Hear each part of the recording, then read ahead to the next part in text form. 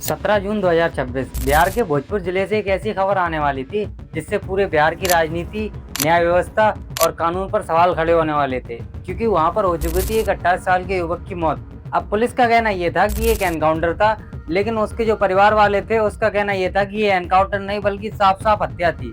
अब जैसे ही ये सब सोशल मीडिया पर आया तो लोगों ने कहना स्टार्ट कर दिया कि ये तो एक फर्जी एनकाउंटर था। अब पुलिस इस पर कह रही थी कि ये फर्जी नहीं बल्कि कानून के दायरे में रहकर के किया गया एनकाउंटर था। अब लोगों को जानना ये था कि क्या सच में पुलिस ने ये एनकाउंटर कानून के दायरे में रहकर के किया, या फिर एक लड़का जो कि पुलिस और सिस्टम के सामने झुकने के लिए तैयार नहीं था उसे हमेशा के लिए चुप करा दिया गया।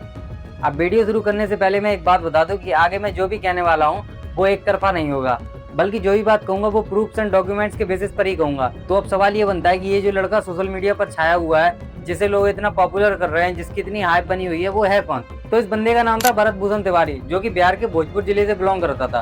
अब ये बंदा सोशल मीडिया पर पहली बार इतनी सुर्खियों में नहीं आया हुआ है, बल्कि ये अपने एरिया के लिए पहले से ही एक एक्टिविस्ट था और अपने एरिया की जितनी भी परेशानियां होती थी उन्हें ये सोशल मीडिया पर दिखाया करता था। लेकिन जैसे ही भरत की मौत की न्यूज सोशल मीडिया पर आई तो सोशल मीडिया दो भागों में बट चुकी थी।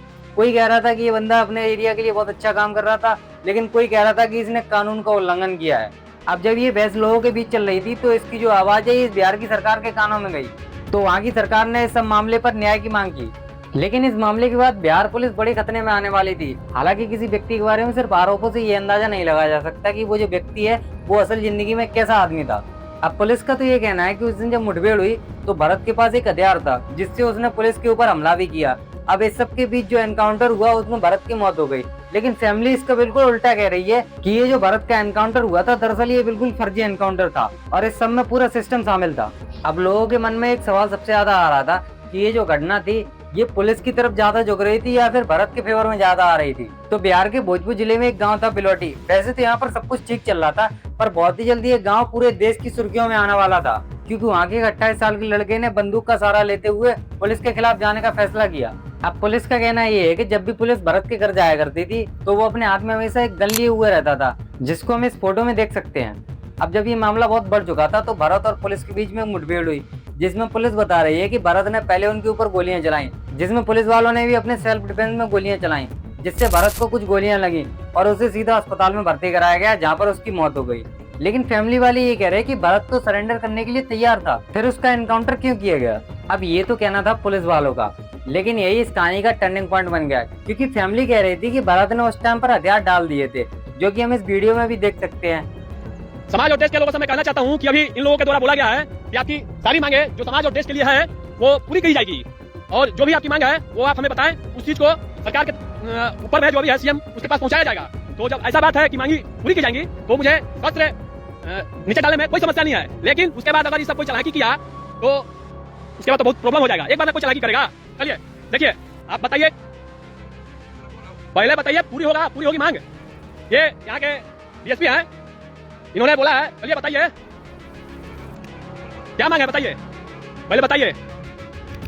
अभी नहीं होगा, पहले सुन लीजिए, आप फिर से बोले ना कि बताओ, देखिए क्या मांग है। अब नहीं सुनेंगे, अब क्या सुनेंगे? मांग पूरी होवे नहीं करेगा, किसी के बसे में नहीं है।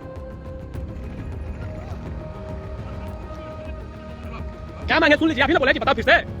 मेरा यही मांग है कि समाज में और ये पूरे देश में आज के बाद कोई भी नेता, मंत्री, विधायक, कोई भी अधिकारी समाज के साथ खिलवाड़ नहीं करेगा, झूठा वादा नहीं करेगा। अगर करेगा तो उसे किसी भी हाल में पूरा करना पड़ेगा, और नहीं करेगा तो मेरे जैसे लोगों को हथियार उठाना पड़ेगा।